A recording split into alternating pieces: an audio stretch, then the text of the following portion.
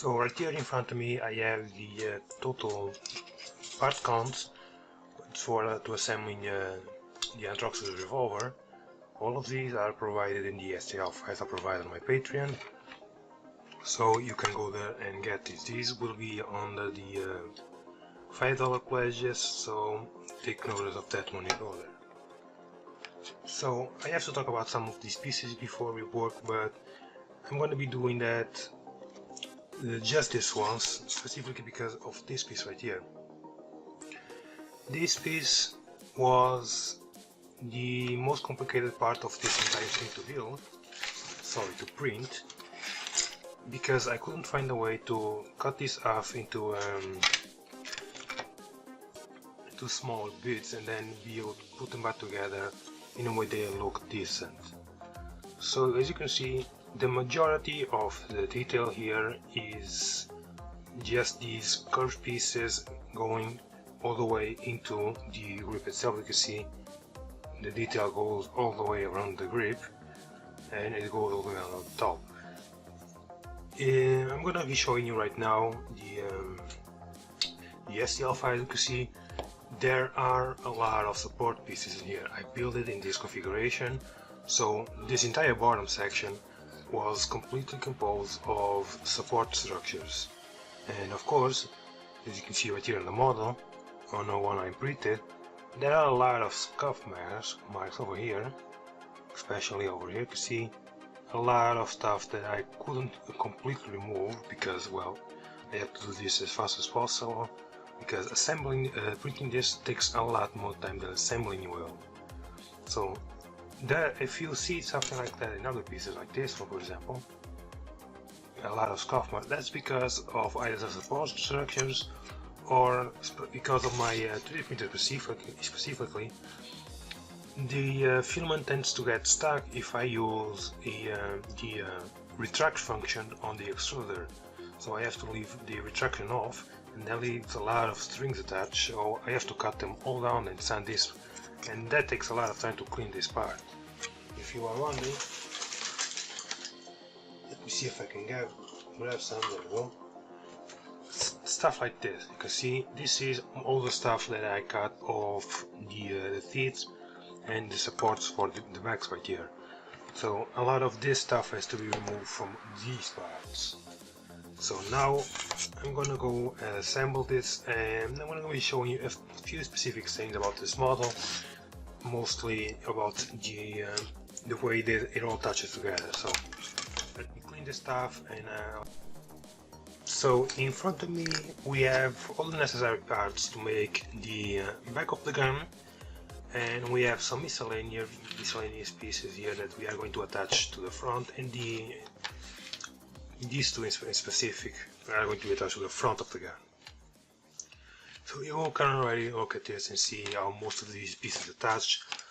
It's not a very complicated design. Most of it is just putting pieces together and where they fit. As you can see, that's pretty much it. This is the back of the gun almost complete. Of course, it does not have the trigger and the hammer, which are right here. But I do have to speak about the connection here, because this, after designing it and putting together, I found out a few problems about this. Right here, this is the pin that holds the entire weight of the front attached to the grip. That it may look massive, but there's a problem. Once it is set into the spot for the barrel and the cylinder, we are left with this tiny knob.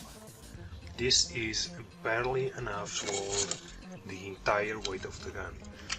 I've printed the entire gun with a 15% infill, so it's more than resistant enough, but I printed it with 3 wall thickness. That added a lot of weight that I wasn't expecting, even though I should have expected that, but that's my problem. And because of it, right now this isn't much of a problem, because it attaches and it holds pretty well. But if I just add even the slightest amount of weight to this, it flexes a lot. You can see the amount of flex that is on this piece. And that brings me to something I'm gonna have to cut from this specific design. As you can see, the cylinder is supposed to rotate. I made this a pretty much extruded circle, just a cylinder of course, so that once I touch, the cylinder could spin freely. Even if I press it all together, the cylinder still spins because there's enough clearance in here to do so. But because of the weight of the gun, I decided to go against this design. So hot glue, super glue is going to be essential for this, because once I attach this in, I am going to glue the entire back of the cylinder into this face right here. And you can imagine that having support structures in there, having to remove them and still having the spacing being exactly as necessary between these two faces right here would be a problem. So that was actually an attempt at minimizing the support structure inside the hole. It did work because the angles on these are steep enough that the printer, I believe it's the printing software recognizes this as a printable surface that does not need support structure. So that's why the pin and the hole are the shape they are. So it's that. Of course, putting these together is easy enough. You just spray some glue on this, enough to completely fill the inside. Rotate the one just to spray that glue. Clean off any excess that fell on the table. Don't touch it with your fingers, of course. And this is another critical part. This has to be completely straight. Of course, because of the 3D printing process, I have to leave bigger gaps in there than I actually believe that they are needed. But I'm just going to have to eyeball this, because once that glue sets, this is stuck in here, it won't go anywhere. And I have to be able to attach this and have the center of this part align with this ridge right here. It's really hard to see because of the way I have the lights, but this has to completely align. So the next step, of course, is going to be gluing this to the back.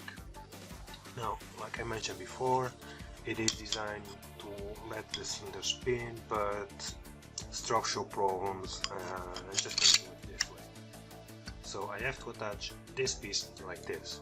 So the pin itself is going to serve as a guide to glue the cylinder properly to the back. So it won't have any more here, but it will have it in this face.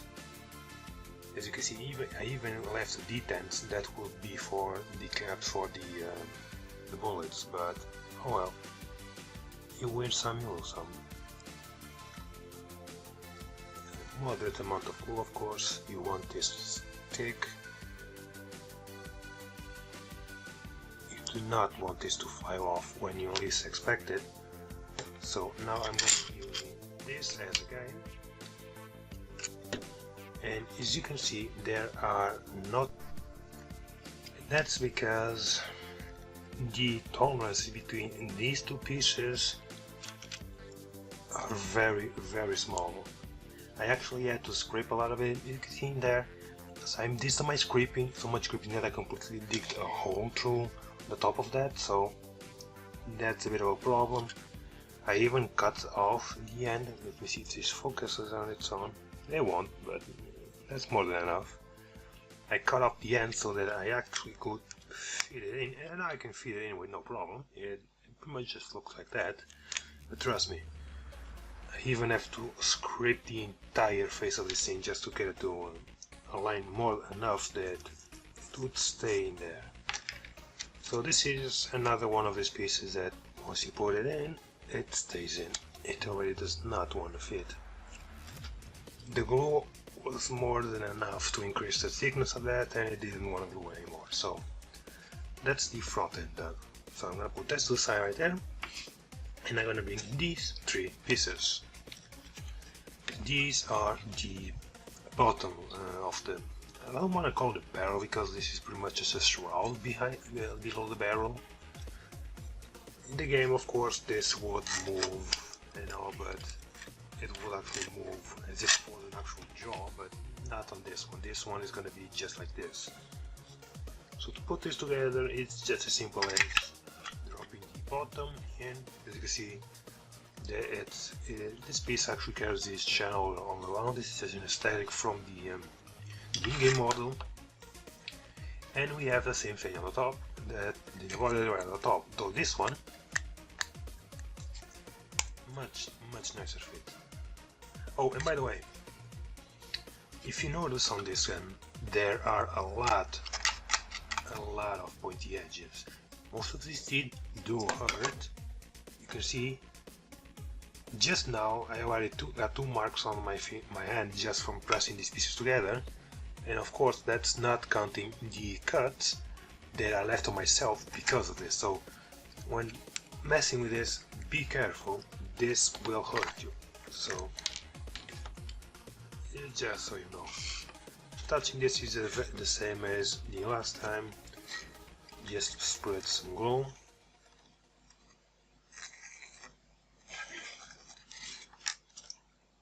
Lower this into place and make sure that it is aligned before it starts to set in place. So it just aligns on the front, and then squeeze it into place just for a moment, because this piece is actually loose compared to the other one. You can see if I point it, yeah, there's even a gap there from all. So the glue dried enough that I can actually now work with it without having to worry about my hand getting stuck to it.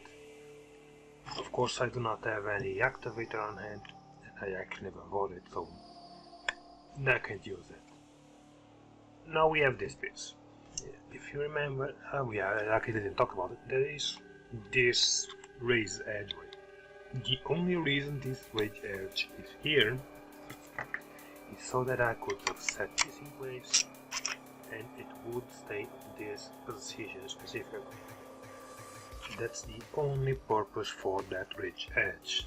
Otherwise it is completely useless and it does not serve a design function at all. And I can see it, so I'm gonna move my lights a bit so you can see that. If you look inside, you can actually see the same. Pulling this into the camera, you can barely see. There you go. You can see that.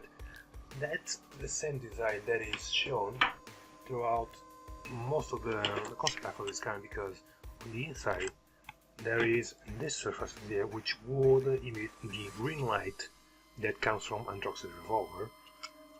And here, of course, you could all this out and put some green LEDs in there, but I decided, well, since I don't have green LEDs and since I am not an electrical engineer and I really don't know how to deal with that stuff, I just leave it like this. So this is the completed front end of the revolver, and you can see right here the problem that I was coming up originally with this. Look at the size of this, and look at the size of this.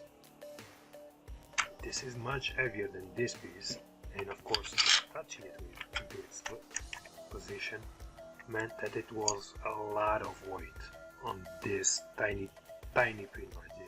So that is the single reason why I have to glue the cylinder in place and keep this as it is right now. It won't spin anymore, it's glued, it's stuck there, but it does look a lot like the model in game. I'm actually surprised how much I managed to make it look like it. The entire front end is pretty much as accurate as I can make it from this specific image that I got online. I followed it as closely as I could, I made it as closely as I could, and in the end I'm actually quite satisfied with the result. It's nothing super amazing.